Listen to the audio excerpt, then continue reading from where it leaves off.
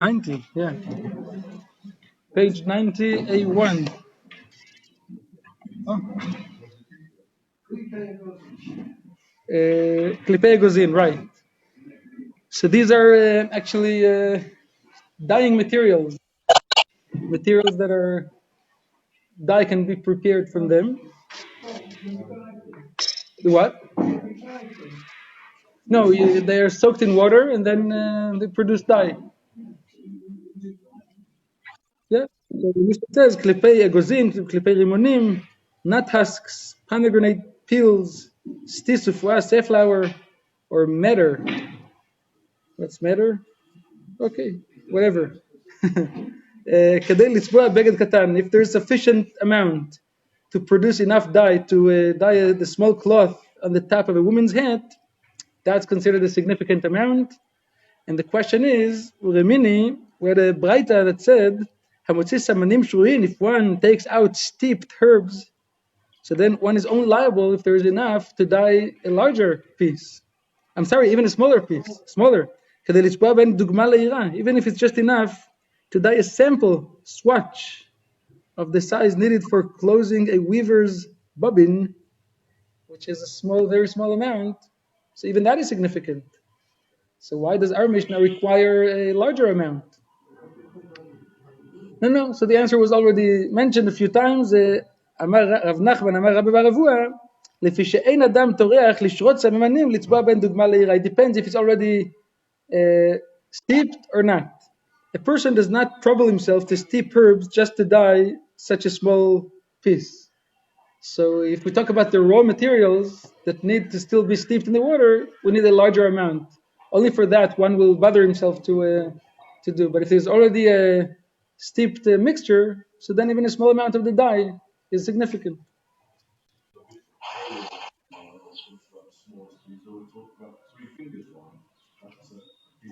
No, that was a piece of cloth. Here we talk about the amount of dye. And then the Mishnah spoke about detergents, and one of the primary detergents is urine. Urine is a detergent. מי רגליים. But now the Braita says, Tana מי רגליים עד בין 40 יום. It's at least 40 days old. That's the version of the Gemara. Then it becomes a sour and pungent. But some say that this refers to the age of the infant. That it must be taken from an infant at least 40 days old. And some say that it must be the urine that stays. For how long can it stay and still be effective? Up to 40 days. Just that. Okay, netter, netron. So the Braita says, Tana netter Alexandrit, velo netter Penterin. Name of a place. So only if it's taken from Alexandria, it's an effective detergent. Borit, Amar Rav Yehuda, Zechol. Borit is sand. That's what it says. And the question is, how could it be? Vatanya, the Braita says, Aborit ve'achol. The Braita mentions borit and sand as two separate things. So okay, so we say now, Elamai borit, kabrita, it must be sulfur. That's borit. Soap, yeah, nowadays it's soap. But in their times, is there a natural material called soap? Borit, so yeah, so what's the material? That's the discussion.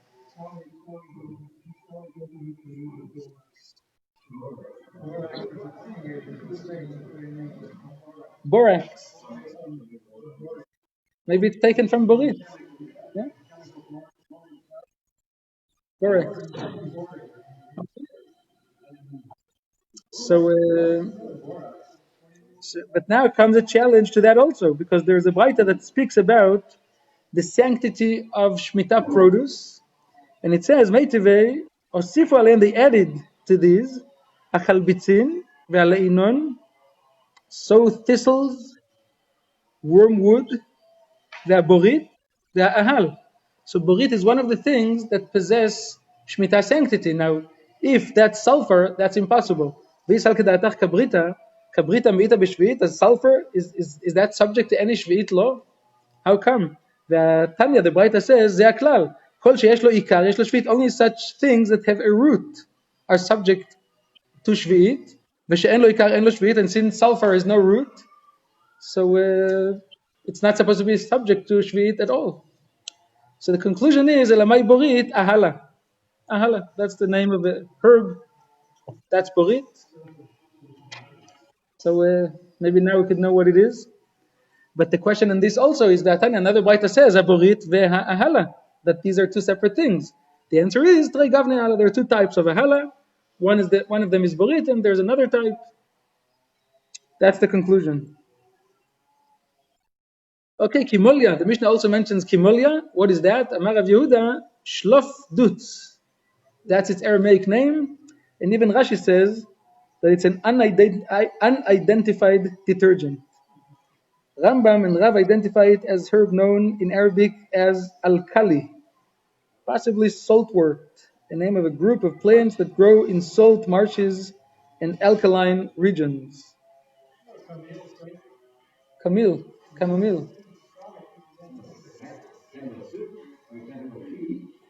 Kimolya. Like maybe chamomile, maybe? Chamomile, that's a detergent? Possibly. And then finally there's ashlag. What is ashlag? So Amar Shmuel, she'iltinu lichol nechotayim, I asked all the seafarers. Ve'amru li, they told me, Shonana Shmei, its name is Shonana. U'mishtakach benukva b'de marganita, you can find it in the holes of pearls. U'mafkelei beramtza de farzelai, they remove it with a pointed iron instrument. Seaweed. Inside the pearl. Okay. So that's a detergent. Okay, the next Mishnah also speaks about these things. What's the minimum measurement which is significant?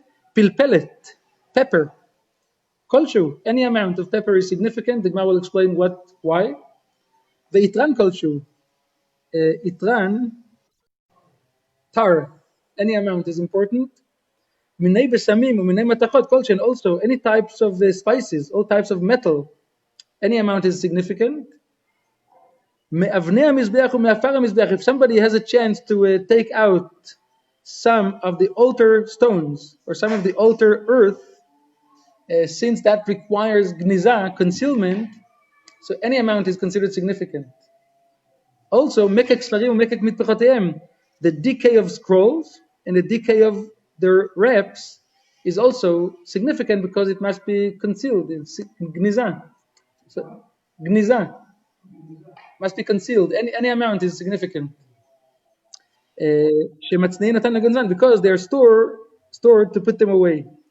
Rabbi Yehuda Omer, even if one takes out accessories of an idol, one is liable to any amount because that too, the Torah says it's significant. Nothing of that shall cleave to your hand.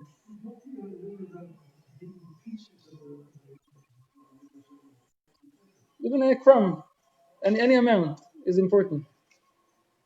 So if one takes it out on Shabbat, one is liable for that.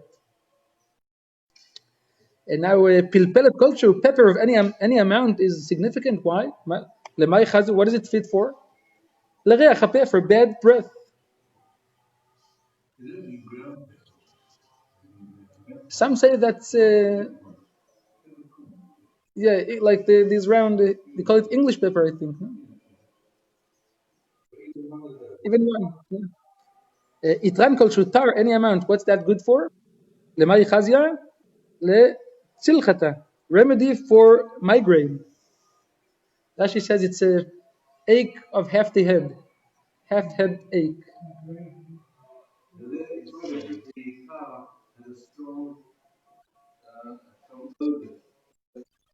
So I hope they don't drink it. Just pour it on the head. It's like a potion.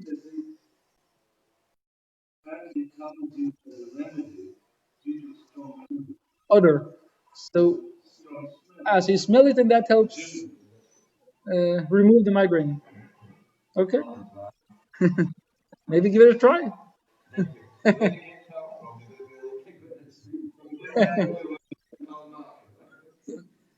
מיני בשמים כלשהם, types of spices in any amount. תנו רבנן, המוציא ריח רע כלשהו, if one takes out on Shabbat a substance that emits a foul odor, one is liable for any amount of it. Even a minute amount of such a substance is useful. Such pungent substances were used to ward off harmful spirits from sick people and children. That's significant. Shemen tov, culture, also fragrant oil, any amount is good. Perfumes are useful even in a minute amount. Argaman culture, purple, dye, for any amount. Now Rashi says that this dye also had the fragrance, so it's also good. Uvetulat avera dachat, and the young rose, even a single petal. Aruch explains this to be an unopened rose. He also quotes Rav Hai Gaon, who explains that this is an artificial rose made of dyed cotton. So they had artificial flowers, not made in China even. Then I guess they didn't have any connection to China. So then the Mishnah says, "Minei matachot kolchen," types of metal, any amount is significant. Lemay chazu, what can you do with that? So Tanya, Rabbi Shimon ben Elazar Omer, sheken raui la'asot mimena dorban katan. It's fit to be fashioned into the tip of a small ox goad. So any piece of metal is good. Small nail, they say nail. Okay, a nail, a screw. Tanu Rabbanan. Now there's another topic. One who concentrates something to the hekdesh without specifying the amount, there too, there should be a significant amount. If one says, I take upon myself to bring iron to the temple treasury, how much iron is considered significant? Right, consecration, a vow to consecrate. So others say, Lo yifchot me'ama alama, at least he must bring 1 by 1 amma, piece of iron.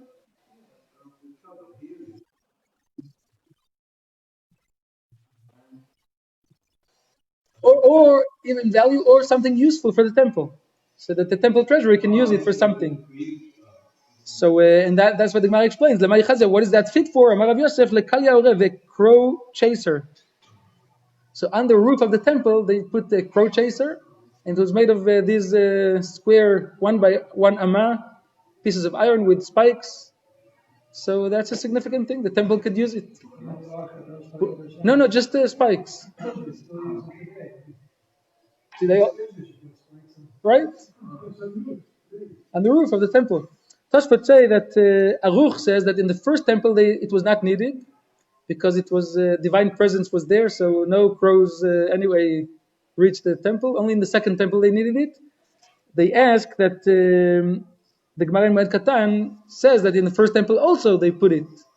But I saw Rav Elyashiv quoting Tosfot in Menachot that say that King Solomon indeed put it in the first place, but then when he saw that the divine presence was there, so he removed it and it was not needed in the first temple. The Ikad Amr, another version, is just reverses the names. Others say, Lo yifchot mikal yaorev, we should not bring a piece less than a crow chaser. How much is that? V'chama, Amar Rav Yosef, amma alama. 1 amma by 1 amma. Nechoshet, what if one takes upon himself to bring copper to the temple? How much copper is significant? So lo yifchot mim'a kesef, not less than an amount equal to 1 ma'a silver worth of copper. Tanya, Rabbi Eliezer Omer, lo yifchot mitzinor ha'ktana shel nechoshet, even a smaller amount, just a small copper fork. And what can the temple do with a small copper fork? Lemay chazia? Amar Abaye, shemechatetin ba et haptilot u'mekanchin hanerot. They use it to trim the wicks of the menorah and clean out the lamps with it.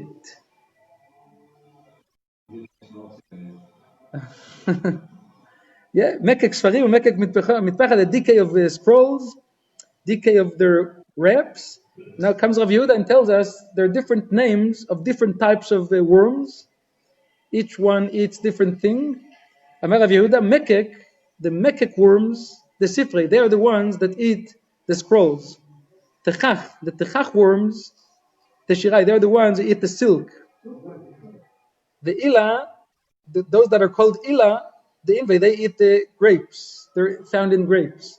Ufe, worms are found in figs. The te'ene. The ha, the rimone, those are called ha, are the pomegranate worms. All of them, besides the prohibition to consume them, there's also sakanta. It's dangerous if one swallows them, as the following story demonstrates. One student, Avayativ Kamed Rabbi Yochanan, was sitting before Rabbi Yochanan. Avakar was eating figs, but he did not check in the distance to verify that there are no worms there. And then he felt something in his throat. Amarle, Rabbi Kotzini, there are thorns in the figs. The Rashi says that the worm started to puncture his throat. Amarle, Rabbi Yochanan said, okay, he's gone. Katle fe ledein. The worm fe has killed him. That's it. He's gone.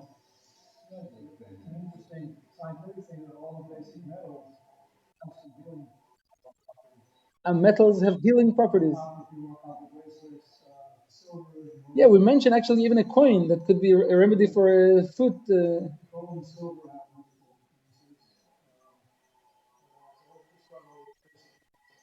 Yeah, but there maybe there's a greater amount than what was mentioned here. And now we got to the last mission of this chapter, and this is saying, if one takes out on Shabbat a peddler's box. Now, a peddler's box has in it different, could you say compartments? Compartments for different spices, different things. So, even though there are many sorts of spices contained in the box, it would have expected him to be liable for taking out a few things. No, he's only liable for one khatat. Because the entire box is like one unit, regardless of how many types are inside it. Yeah, the box is big enough, so he's liable for that. And for in each and every spice in it, he's also liable, but it's all like one unit. Zeronegina, how many garden seeds are important? Even less than the volume of a dried fig, even though food in general is not considered significant if it's less than the volume of a dried fig, that's food that is destined to be eaten, that its purpose is to be consumed, that seeds that are to be sown, even less than that, is important. Rabbi Yehuda ben Beteira omer chamisha, 5 seeds. If one, according to him, if one takes out on Shabbat less than 5 seeds, one is not liable. The minimum amount which is important is 5 seeds. That's even less than what Tanakama says. Even a measure of 5 seeds is considered significant burden, since that is the minimum amount one generally plants in a garden row, Yerushalmi says. Okay. Zera kishuin. How many cucumber seeds? They translate kishuin as cucumbers. How do you say that? Courgette. I thought that kishuin nowadays is zucchini. The same thing. Courgette. Okay. So how many? Even one seed is important. I'm sorry, shnaim. Two seeds are important. Since cucumber seeds are more valuable than ordinary garden seeds, even 2 of them are significant. There are diluin also gourd seeds, shnaim, pumpkin, that's important. Zera pola mitzri shnaim, Egyptian bean, also 2 seeds are important. Now what about the grasshopper? Locust. Of course. Oh, because if one takes out seeds to plant, it would not bother to take less than 2 of these. And that's why if one takes only 1, it's not considered significant. A locust or grasshopper, so chagav chai tahor, if it's a live one and also a kosher one, kosher, even any amount, any size is significant, even though its volume is less than that of a dried fig. Why? Because it's not even used as food. People keep it even just to give a child a toy. Children play with that. That's where their toys. Toys R Us didn't sell. Maybe it sold the grasshoppers. Yeah. For kids. Met, what if it's dead? If it's dead, then it becomes food. If it's food, so like any other food, kegrogeret. The amount should be like a volume of a dried fig. Tziporet kramim. Tziporet kramim, that's the bird of the orchards. It's also a type of a locust, a kosher locust. That is a unique thing. The Gemara explains what's its uniqueness. Ben chaya ben meta, whether it's live or dead, kolshu. Any size is significant. Why? Because people store it for the purpose of healing, and the Gemara will explain what kind of healing you can do with that. Rabbi Yehuda Omer, Af hamotzi chagav chai tameh kolshu. And here he argues with Tanakama. According to Tanakama, a live kosher locust of any size is significant because you let a child play with that. But a live non-kosher locust, according to Tanakama, you would not give a child to play with that because of the concern that he might eat it, which is forbidden. But Rabbi Yehuda says there's no concern. He says, even a non-kosher live locust, kolshu, even that people can give to a child to play, even though it's not kosher. So the Gemara will explain what's their point of dispute in this case of a live non-kosher locust. Yeah, of course, they knew. Even today, I saw once a video of a Yemenite rabbi in Bnei Brak, and he showed the signs. They have a tradition of these signs of the chagavim, and they eat it.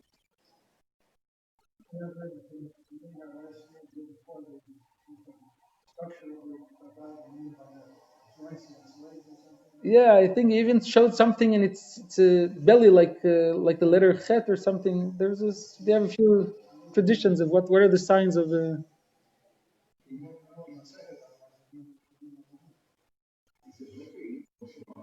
Oh, so the Gemara deals with that also. No shchita, like it's like fish. Uremini. Now comes the challenge to what the Mishnah speaks about seeds. It says that never one seed is never significant. At least two seeds or five seeds or less than a grogeret. Now Uremini.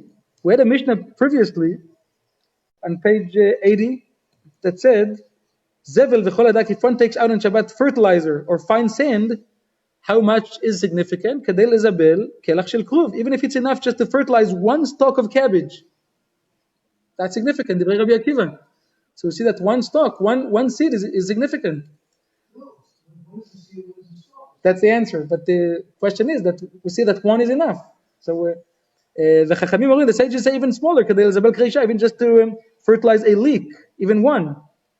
So that Mishnah deems significant even a plant that grows from a single seed. How come our Mishnah only considers significant something, a few seeds? So the answer is, we already mentioned, Amar Rav Papa, Hadizriya, Delazriya, depends if it's already planted or not. If it's already planted, even one is significant. But if it's not yet planted, a person will not trouble himself to just plant one.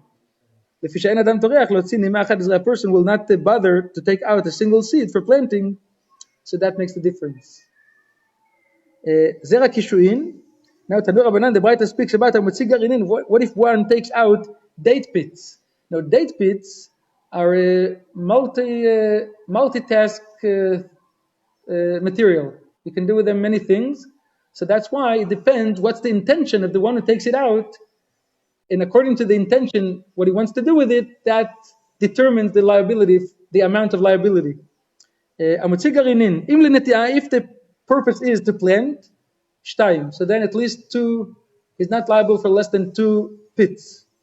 If it's to feed animals as animal food, so then kimlo pichazir, even just a pig's mouthful, because pigs apparently eat these pits. And how much is a pig's mouthful? One pit.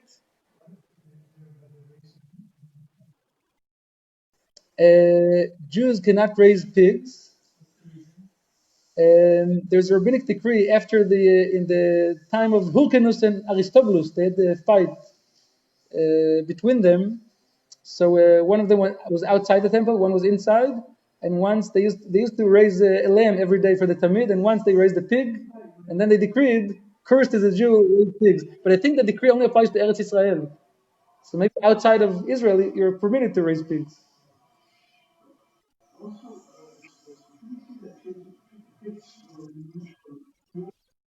Also, for fuel, also, that's another purpose. So this paita speaks about different purposes.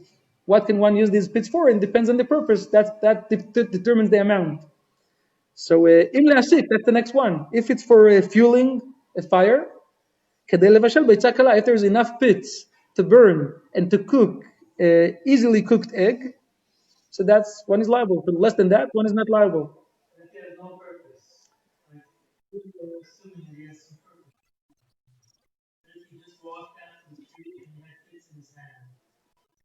Yeah, but what was he carrying it for? What,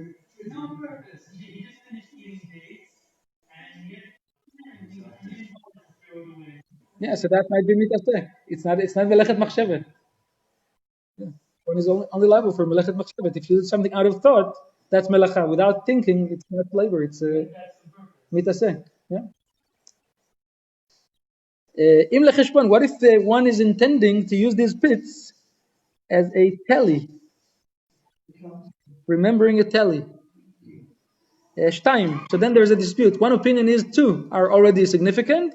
Achirim omrim chamesh. Others say no, five. Only five are significant because according to them, people will generally keep up to four sets in mind without resorting to memory aids.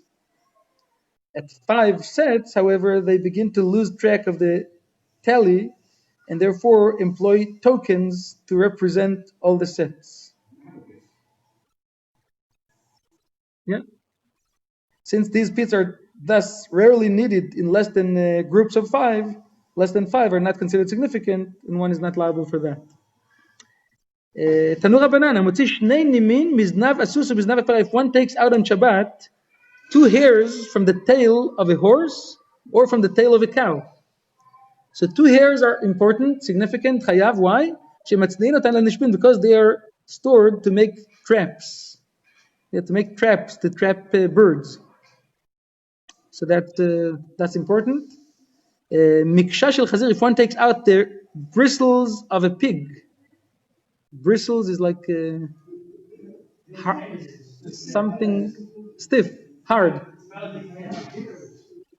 It's not hair? Like hair, yeah. Hard bristles that grow on a pig's spine. So achat, even one is enough. What do they do with one of them? Rashi says that the shoemakers use that to put in the something when they sew the shoes. Tzorei dekel, palm fronds, shtaim. One is liable to two. These fronds, palm leaves, are used to weaving baskets, and since two fronds are needed to set two heddles, the minimum measure is two. The torei dekel, if one takes out palm vines, achat, even one is significant. These are thin strips of woody material taken from vines that grow from roots protruding from the base of the palm stem and then wrap themselves around the tree. They're thinner than the peeled fronds discussed above. Even one of them is significant. Rashi says he does not know what the purpose is, but they used it for something.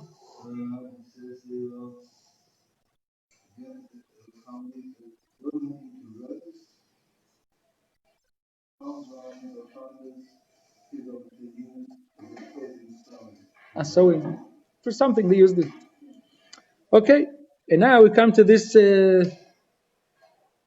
wondrous healing tziporet kramim. Ben chaya ben meta kolchu. If one takes out that bird, that locust, whatever it is, whether alive or dead, any size, mai tziporet kramim. What is that? So Amarav palya biari. It's a palya biari. That's its Aramaic name. And Amar Abaye, where can you find it? You can find it in a young palm that is wound about with but a single vine. Wound with a single vine. It's a young palm. And what's the remedy? One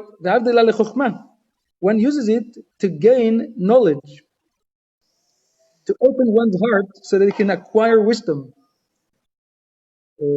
What should you do? Achil lay lefalga diyamine, eats the right half first, and then ufalga the smaller, the left half, ramilay begufta denechosha, put it into a copper tube, and then seal the copper tube with 60 seals. Rashi says 60, not necessarily, but many, many seals. As well, and hang it upon your left arm. The mnemonic is the heart of the wise man guides him towards his right, and the heart of the fool guides him towards the left. And then while he's hanging this tube on his left, the Hakim Kama Debai can learn and acquire as much knowledge as he wishes, the Gamar Kama Debai, but then he must be careful to eat the other half. If you don't eat the other half, he'll forget everything he learned. So Rabbi Elyashiv says, why don't people do this? Because it sounds like a terrific remedy. He says, who is it who thinks that he's not wise already? So people think that we don't need this, we're already wise. No, Rabbi Yehuda Omer, Afa Motzi, if one takes out a non-kosher locust, now we have a dispute here between Rabbi Yehuda and Tanakama. What's the minimum size of a non-kosher live locust for which one is liable? Tanakama doesn't speak about that. Rabbi Yehuda says even a non-kosher live locust you would give to your child as a toy, so that's one is liable for that, even in any size. But Tanakama disagrees. The Tanakama Sevarlo, why? Why, according to Tanakama, you would not give your child a non-kosher live locust?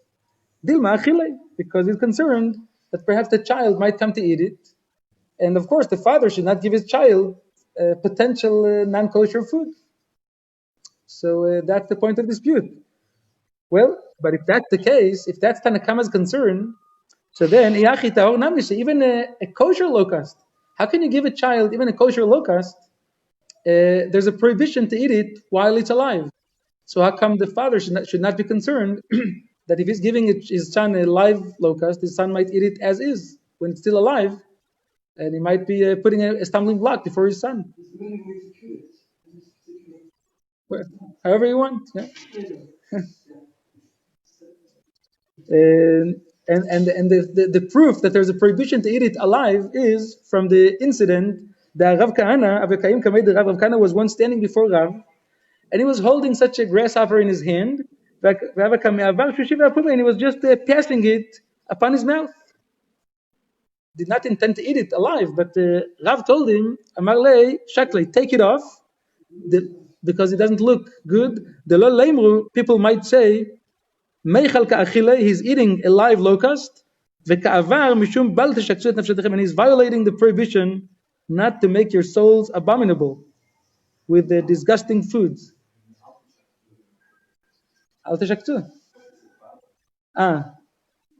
Here it says bal. The pasuk says, yeah, but in the sages' language, it's bal. Bal yira'eh, bal yimatzeh, bal titamel amitim. The Mishnah always uses bal.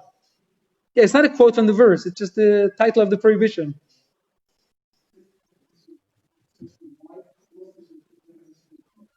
No. Once it's dead, you can eat it.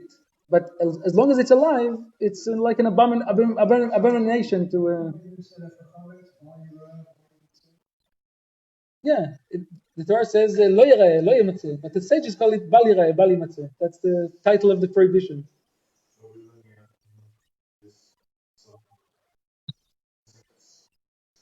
Tzar Baalei Chaim. So that they asked Rav Elyashiv about that also. How can you let a child play with a living creature? Is it not the Tzar Baalei Chaim? So he said that anything, and that's the general rule, anything that a person can benefit from, there's no consideration of Tzar Baalei Chaim. But what do you benefit from that?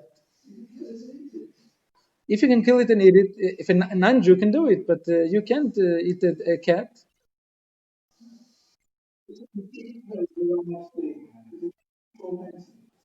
No, but if the child enjoys it and it helps the development of the child, no, so you let the child play with it, and he can do with it whatever he wants.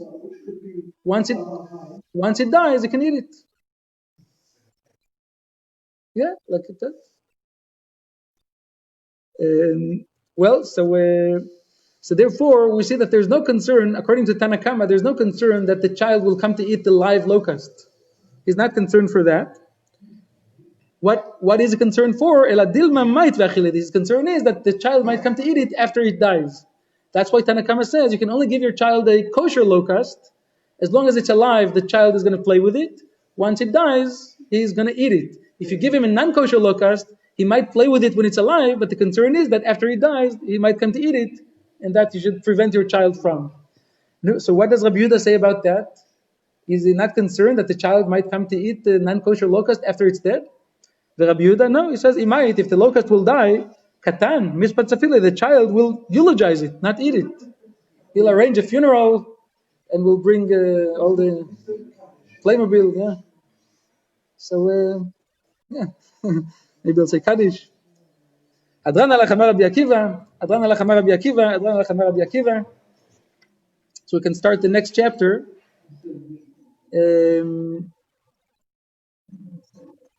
Amatnia. In general, there's a minimum amount for any type of thing that one takes out on Shabbat.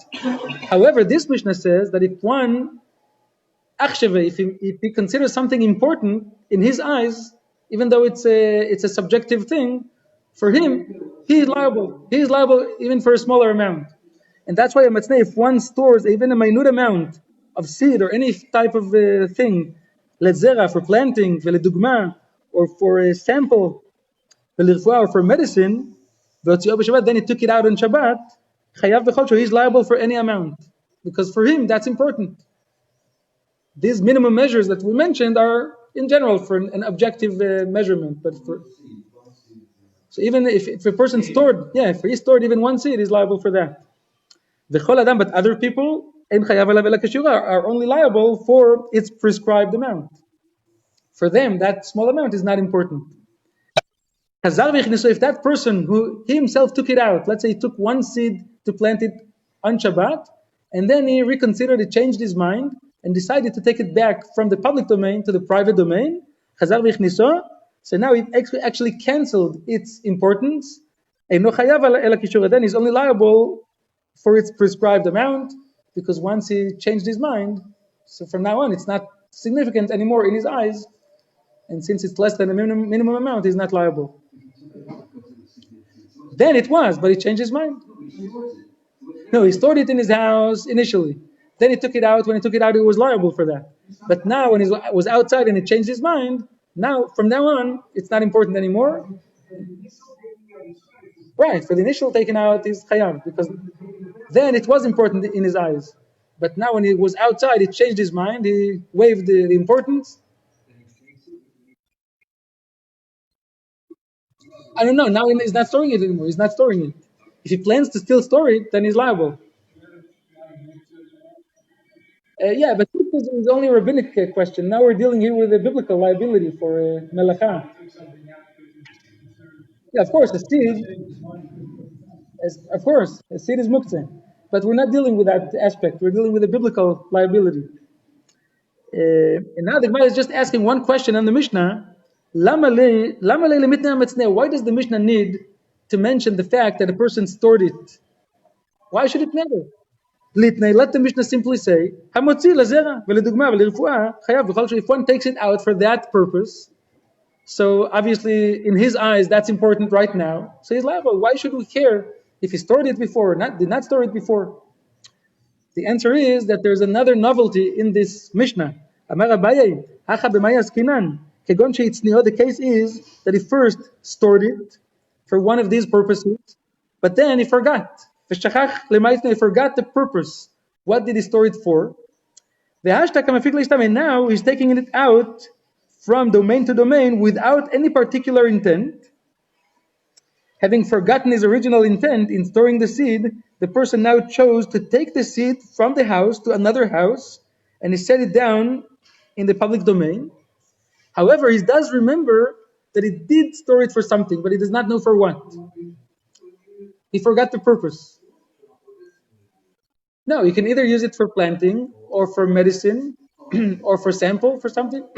So you could have thought, that since he forgot the purpose, resume. Okay, so you could have thought that since he forgot the purpose, so then his original intent to use this seed in some significant way now is cancelled, it's nullified, because he now forgot the purpose. So Kamash Balan, the novelty of this Mishnah is that even though right now he does not remember what his original purpose was, Kol ha'oseh al da'at rishona oseh, anyone who does something is presumed to do it based upon his original intent. Yeah, if since his original intent, right? But so the novelty is that even though he forgot the purpose, but the significance of this one seed is still there, still in force, still intact.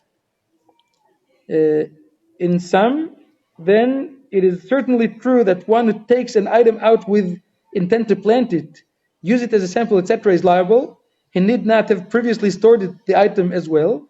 Rather, the Mishnah requires storing because it's speaking of a person with no particular intent while he was carrying the item. Hence, the only way significance could be attached to the item is through the person's earlier intent. In fact, even this teaching is superfluous, as various Rishonim, Rashi among them, point out, an earlier Mishnah already taught that the act of storing an item is enough to confer its significance. The novel point of our Mishnah then lies not so much in its teaching that significance can be conferred by storing. Rather, the salient point is that even when the person forgot his intent in storing the item, while transporting it, still the original intent does not become nullified. That's the novelty. אוקיי, רב חנניה בן הקשיא אומר, רצה הקדוש ברוך הוא לכל ישראל לבחר חיבה להם תורה ומצוות, שנאמר, אדוני חפש למען צדקו